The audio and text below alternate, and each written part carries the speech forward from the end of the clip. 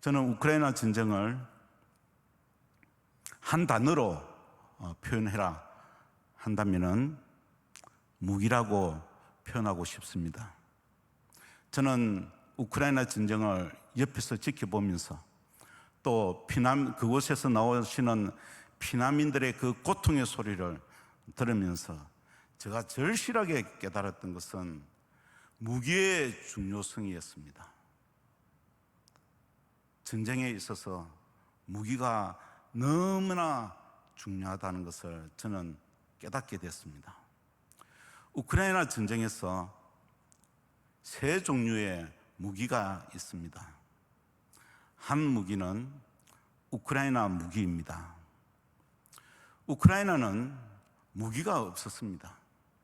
우크라이나는 무기가 없는 곳에 평화가 있다, 이렇게 믿었던 국가입니다. 그래서 그들은 무기를 준비하지 않았습니다. 무기가 있으면 전쟁이 있다고 그렇게 믿었던 순박한 국민들이었습니다. 우크라이나는 무기가 없었습니다. 그러나 그들이 믿었던 평화가 아니라 참으로 비참하고 참으로 무참하고 너무나 비인간적인 전쟁만이 그들에게 주어졌던 것입니다. 또 하나의 무기는 러시아 무기입니다. 러시아는 무기의 중요성을 누구보다도 잘 알았던 국가입니다. 그래서 그들은 국가가 할 수 있는 최고의 힘을 다해서 최고의 무기를 준비했습니다. 강력한 무기를 준비했습니다. 그러나 러시아 무기는 거기서 그쳤습니다. 여러분도 잘 아시겠지만은 러시아는 자기들이 그렇게 준비했던 무기를 활용을 하지 못했습니다. 무기를 사용할 수 있는 교육이 되었지 않았고, 또 무기를 사용하기 위해서 전혀 훈련도 되어 있지 않았습니다. 그리고 그 귀중한 무기를 관리도 하지 않았습니다. 이것이 러시아 무기의 특징입니다. 세 번째 무기는 미국의 무기입니다. 미국 또한 무기의 중요성을 너무나 잘 알았습니다. 무기만이 자기 국민을 지킬 수 있다고 믿었습니다.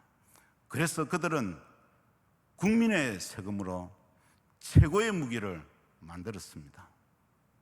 그러나 미국은 러시아와 같이 무기를 사용하지 못하도록 내버려 둔 것이 아니라 미국은 철저하게 군인들에게 무기를 사용할 수 있도록 교육을 시켰고, 그리고 훈련을 시켰습니다. 그리고 그들은 최선을 다해서 그들의 무기를 관리했습니다. 그게 오늘날 미국을 낳았던 것입니다.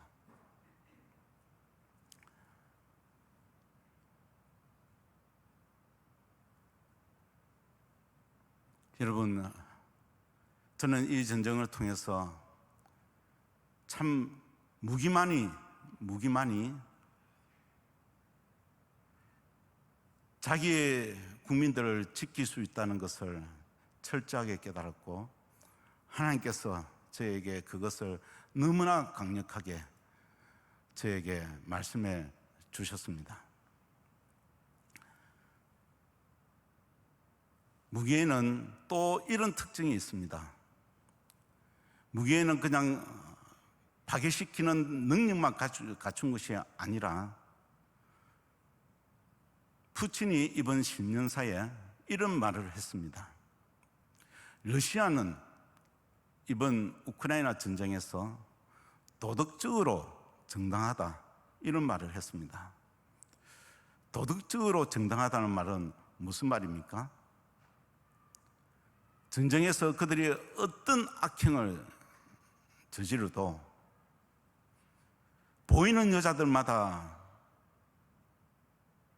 주양하고 거기서 끝인 것이 아니라 칼로 죽이고 매장하고 그런 악행을 우크라이나 전쟁에서 행하더라도 그들은 도덕적으로 정당하다는 사실입니다. 이게 무슨 말입니까?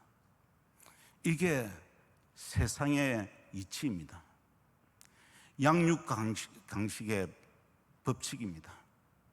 인류 역사에 고군망론하고 강력한 무기를 가지고 세계를 지배한 나라가 그 나라가 정당하다는 것입니다. 정당하다는 말은 여러분 어렵다는 말입니다. 옳다는 말입니다. 이게 세상의 법칙입니다. 저는 이 법칙이 우리 예수님께서 오시는 날까지 앞으로도 계속 진행될 것입니다. 이게 세상의 무기가 주는 강력한 힘입니다. 저는 오늘 이 자리에서 하나님께서 주신 이 무기를 통해서 저에게 말씀하신 하나님의 놀라운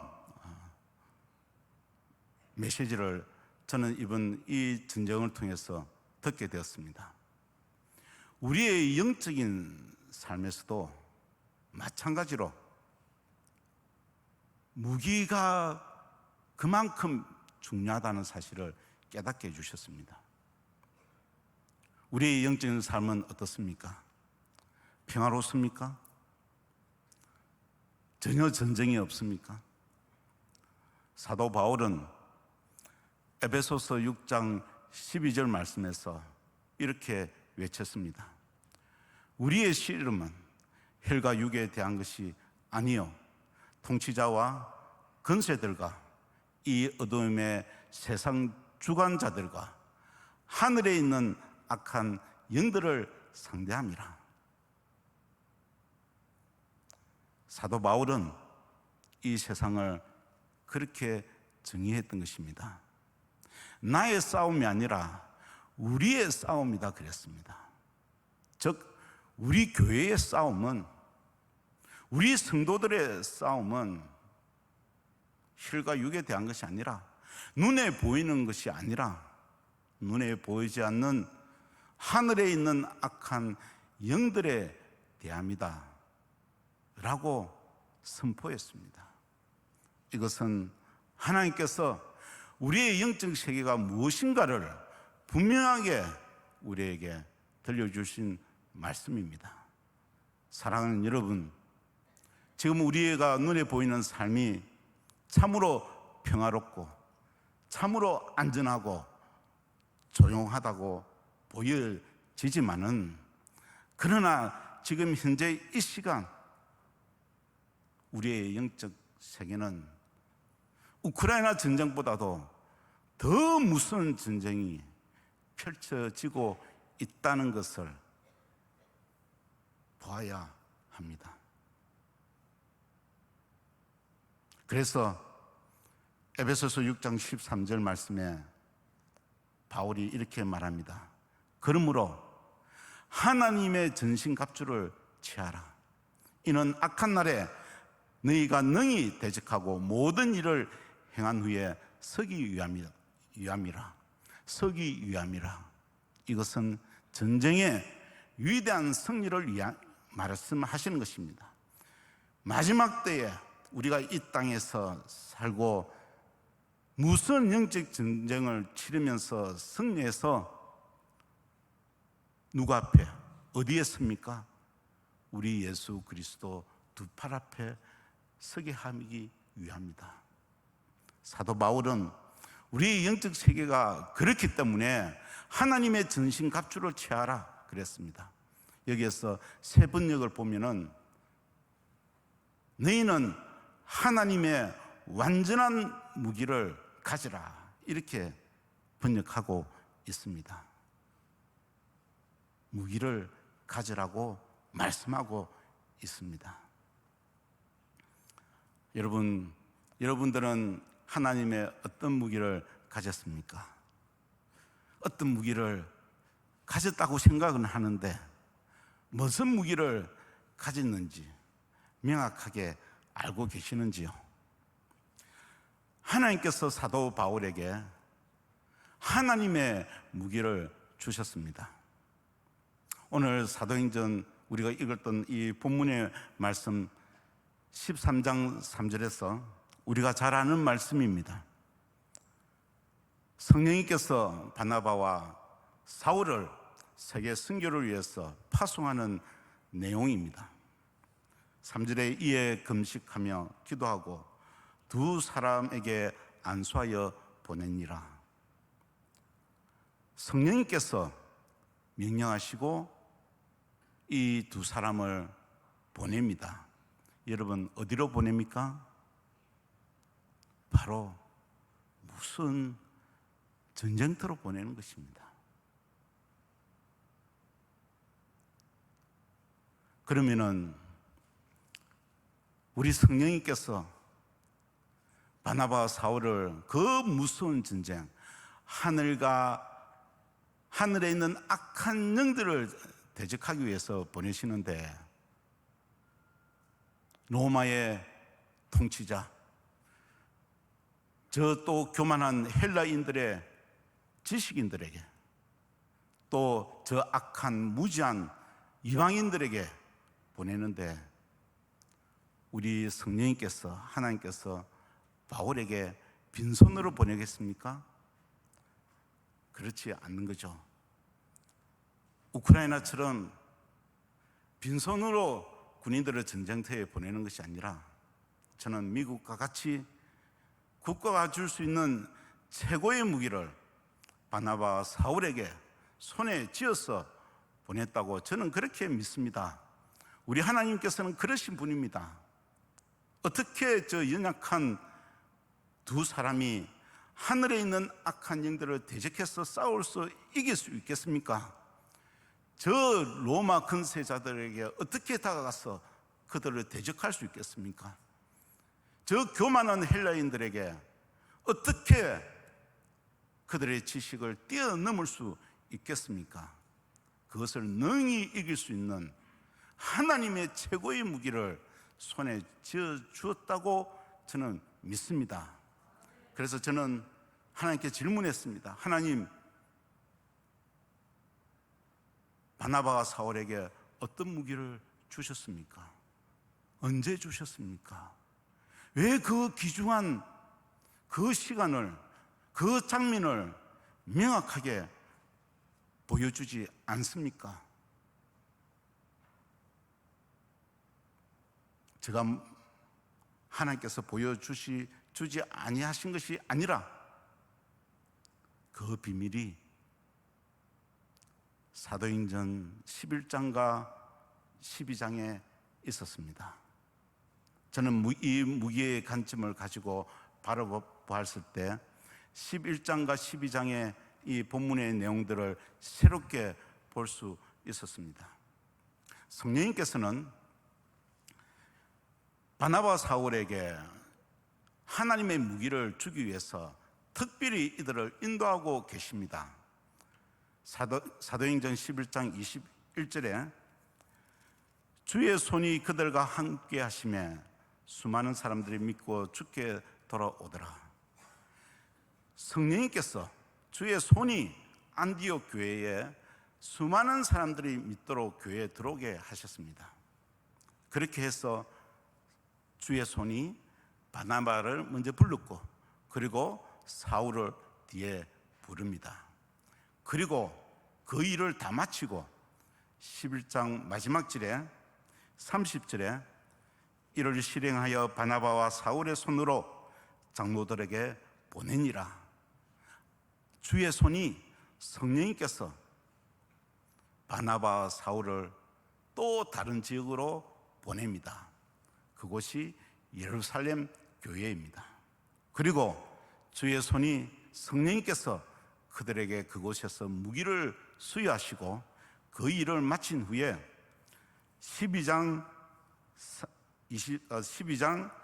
25절에 바나바와 사울이 부조하는 일을 마치고 마가라 하는 요한을 데리고 예루살렘에서 돌아오니라. 그런 후에 13장 3절에서 성령님께서 그들을 따로 세우셔서 이제 세계 순교로 저 무서운 영적 전투장으로 보냅니다. 여러분, 11장과 12장의 내용의 주인공이 누구인지를 명확하게 알 수 있지 않습니까? 바나바와 사울입니다. 성령님께서 그렇게 인도하셨는데 바로 그들에게 하나님의 무기를 손에 쥐어주었다. 하나님께서는 바울에게 말씀의 무기를 안디옥 교회에서 주셨습니다. 11장 26절에 보면은 만남에 안디옥에 데리고 와서 둘이 교회에 1년간 모여 있어 큰 무리를 가르쳤고 제자들이 안디옥에서 비로소 그리스도인이라 일컬음을 받게 되었더라. 여러분, 제가 이 말씀을 여러분들에게 상세하게 좀 설명하기를 원합니다. 왜냐하면 저는 우크라이나 전쟁이 일어나기 전에는 이 11장 내용을 단순하게 생각했습니다. 왜? 나에게는 하나님의 무기가 있다는 사실을 깨닫지 못했기 때문입니다. 그러나 전쟁터에서 무기를 준비하지 않는 우크라이나인들이 당하는 그 고통, 그 비참함, 그 눈물을 제가 보게 되었을 때 무기가 너무 중요하다. 무기가 너무 중요하다.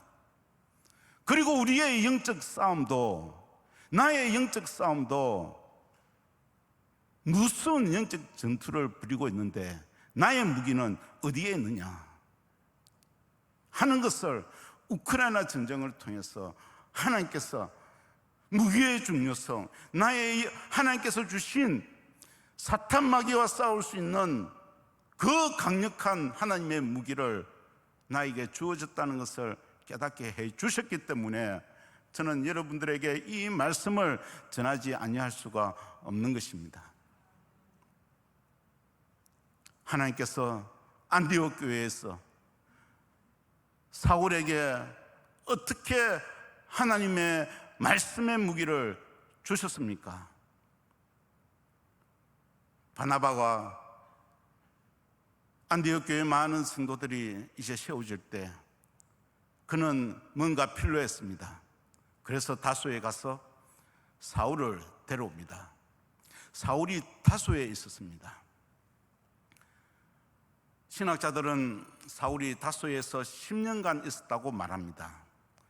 그러나 다소에서 10년간 그 위대한 사도 바울이 다소에서 10년간 무엇을 했는가 아무런 기록이 없습니다. 그래서 신학자들은 그 10년간 기간을 잃어버린 기간이다 이렇게 표현합니다. 저는 이번 이 계기를 통해서 바울이 다소에서 10년간 무엇을 했는지 하나님께서 저에게 깨닫게 해주셨습니다. 물론 저희 주관적인 깨달음입니다. 우리가 상식적으로 좀 생각해 봅시다. 바울이 어떤 사람입니까? 그는 모세의 율법, 시편과 선지자를 그를 통해서 하나님께서 약속하신 메시아 사상에 붙들고 살았던 사람입니다. 그 메시아를 기다리고 하나님 우리 이스라엘을 언제 회복시킵니까? 메시아를 사모하며 기다렸습니다. 그런데 나쁜 소문이 들립니다. 나사렛 십자가에 죽은 나사렛 예수가 메시아다. 이상한 이단들이 일어나서 그 교를 붙들이고 있습니다. 하나님의 메시아를 그렇게 사모하고 기다리던 그 사울이 메시아를 유혹되게 하는 저희 이단을 척결하기 위해서, 그들을 신봉하는 자들을 잡아 죽이기 위해서 그는 다메섹의 도상으로 갑니다. 그런데 그곳에서 예수님을 만납니다. 그 즉시 그는 나는 내가 핍박하는 예수다, 이 말씀 앞에 바로 나사렛 예수가 그렇게 자기가 기다렸던 메시아라는 사실을 고백하지 아니할 수가 없었습니다. 그런데 어떻게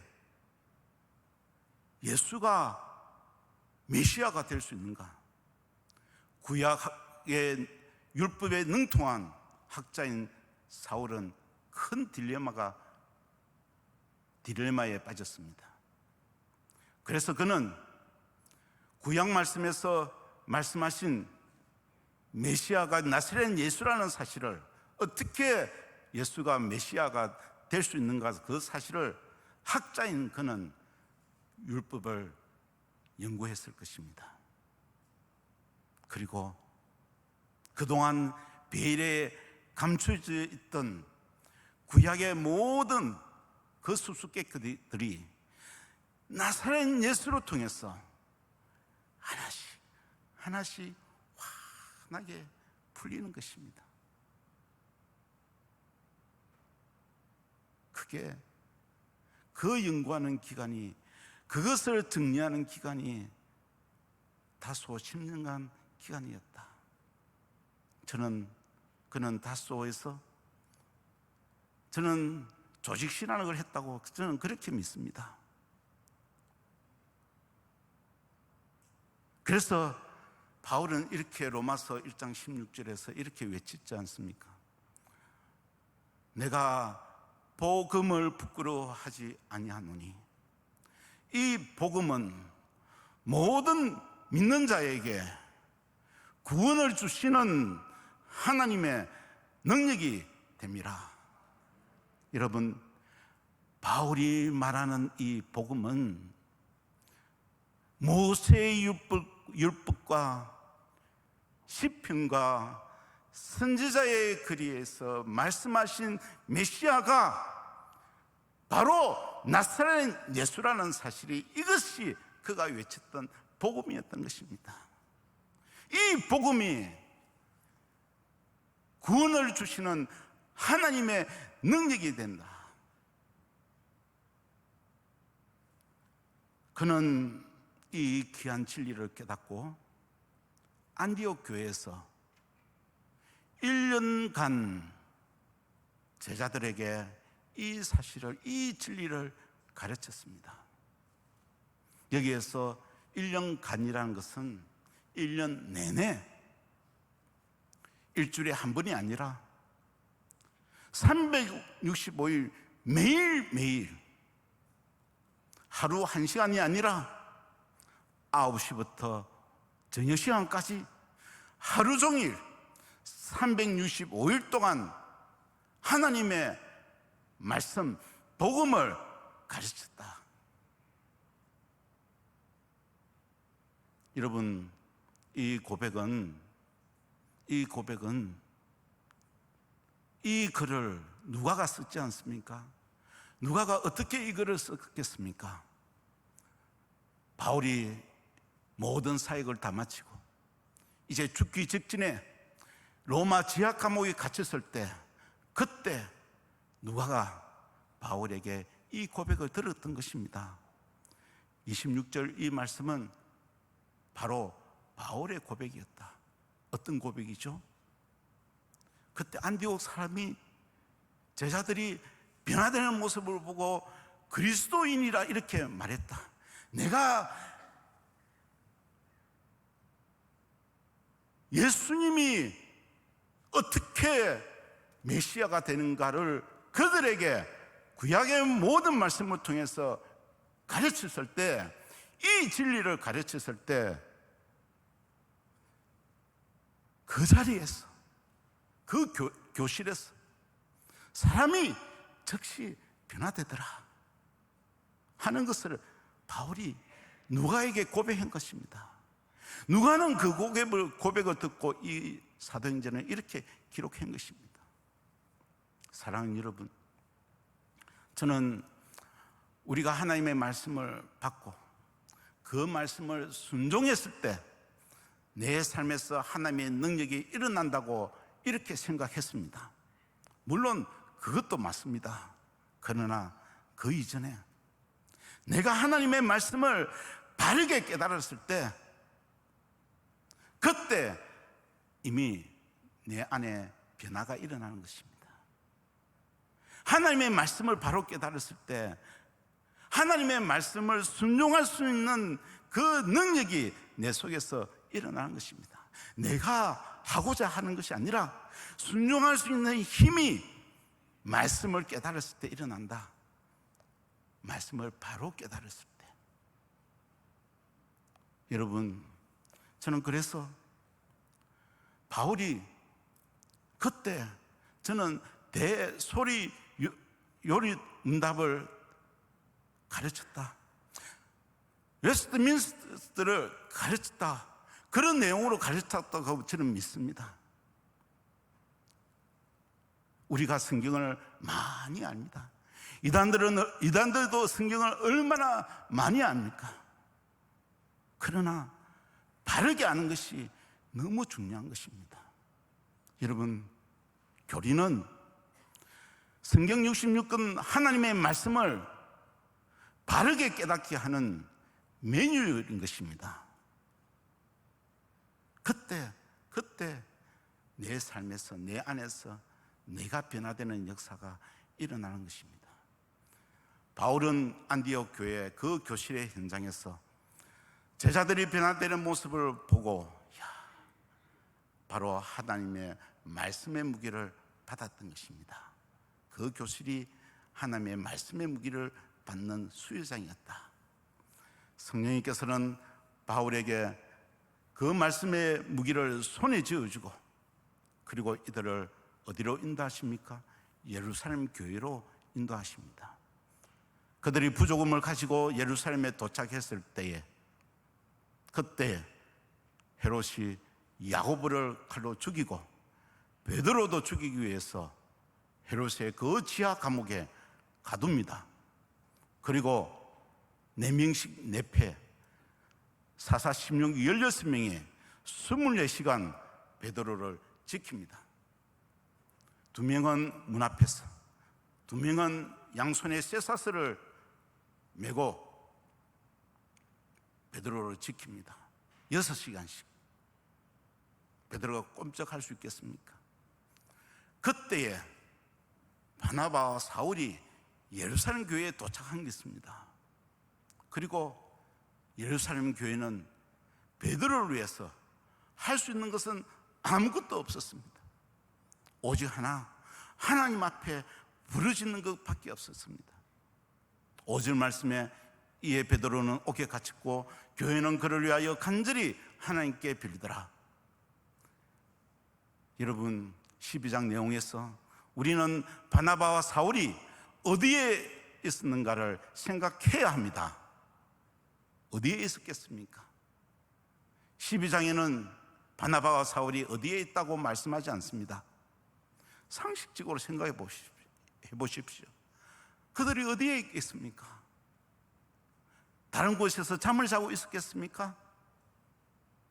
바로 교회가 기도하는 그 자리에 바나바와 사울이 같이 하나님 앞에 부르짖었던 것입니다. 그렇게 부르짖는데 놀라운 일이 일어났습니다. 베드로가 눈앞에 나타났습니다. 그리고 그가 어디에서 어떻게 풀려나온지를 상세히 설명하는 내용이 12장 내용입니다. 여러분, 그 현장에 바울의 입장이 되어 보십시오. 바울이 어떤 생각을 할 수 있었겠습니까? 교회가 기도하니까 저 강력한 헤롯의 철장이 종이 짝처럼 무너지더라.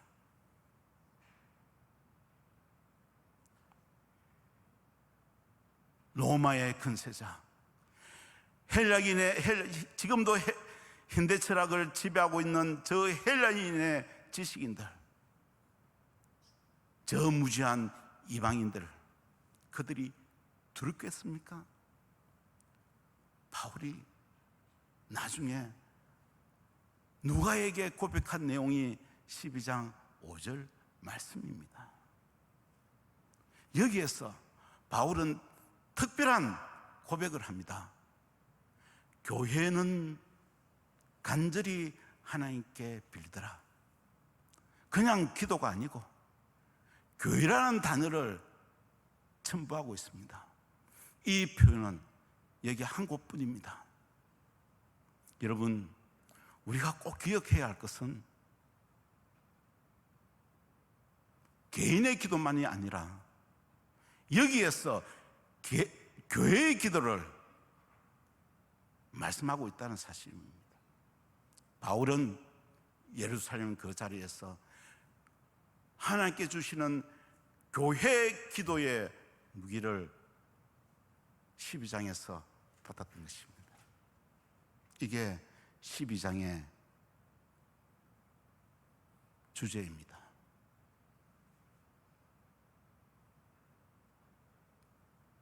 그래서 이 무기를, 두 가지 무기를 수여한 후에 12장 마지막 절에 바나바와 사울이 안디옥 가는 것으로 이 모든 것을 내용을 이제 맺고, 이제 드디어 13장에 그 무기를 가지고 성령님께서는 바나바와 사울을 세계 선교로 보내신 것입니다.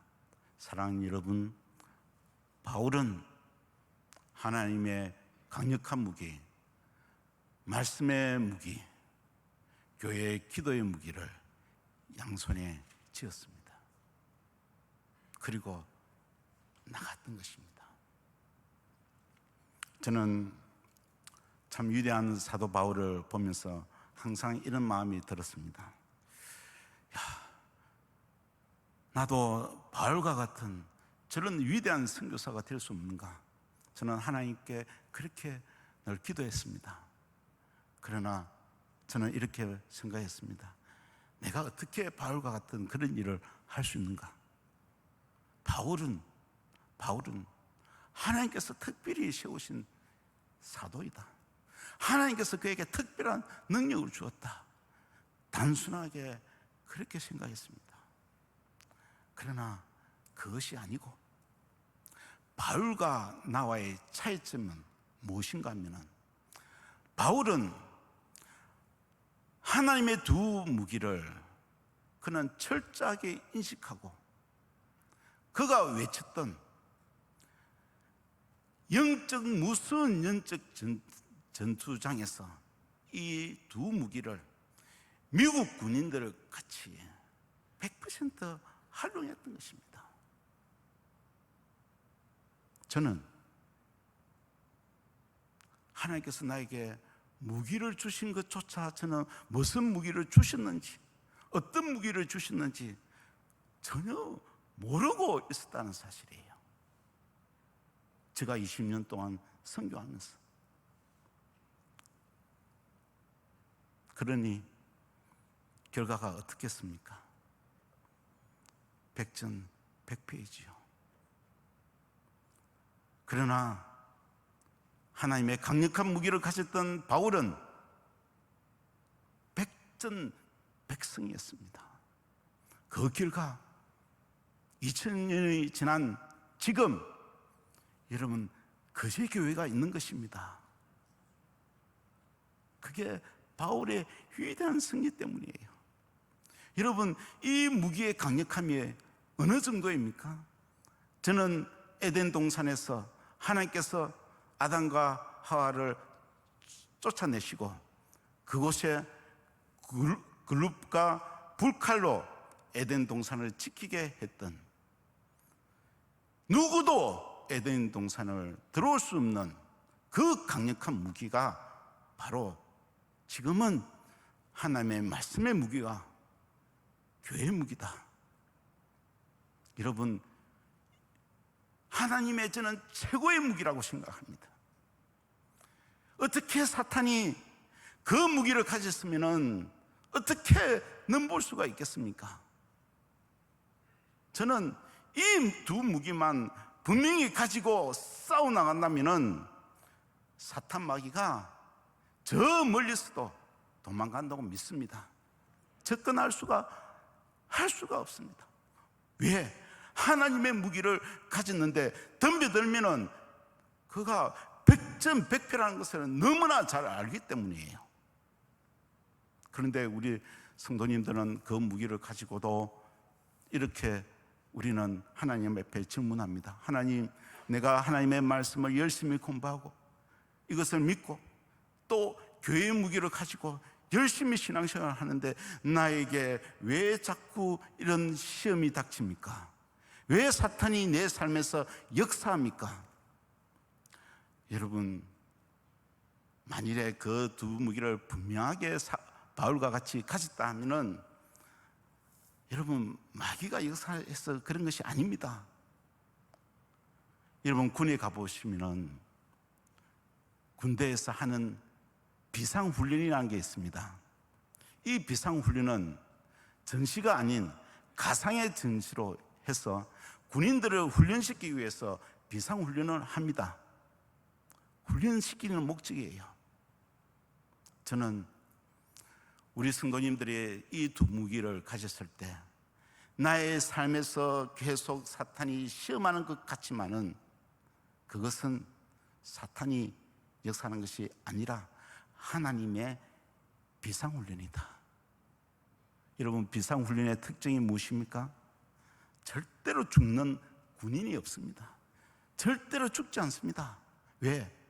가상 전쟁이기 때문이죠.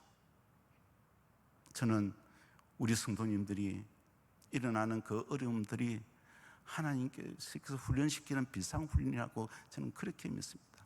사랑하는 여러분, 무조건 하나님의 말씀의 무기와 교회의 무기를 가져야 합니다. 그것만이 우리가 살 길이고, 내뿐만 아니라 내 사랑하는 자녀들까지, 내 가족까지, 내 친척까지, 우리 교회까지 능히 쓸 수 있는 유일한 무기다. 이 두 무기 외에는 무기가 없다.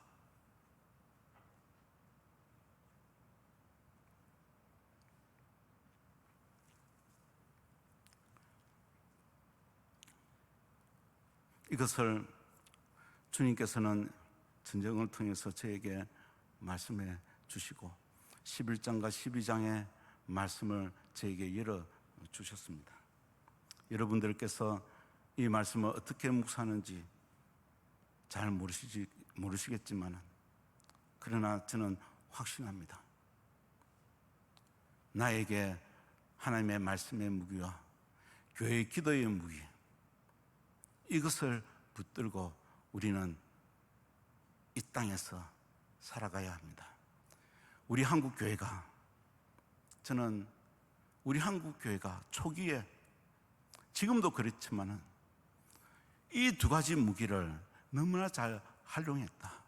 알고 했는지 모르고 했는지 모르지만은 결과적으로 이 두 가지 무기를 너무나 잘 사용했습니다. 우리 한국 교회 초기에 때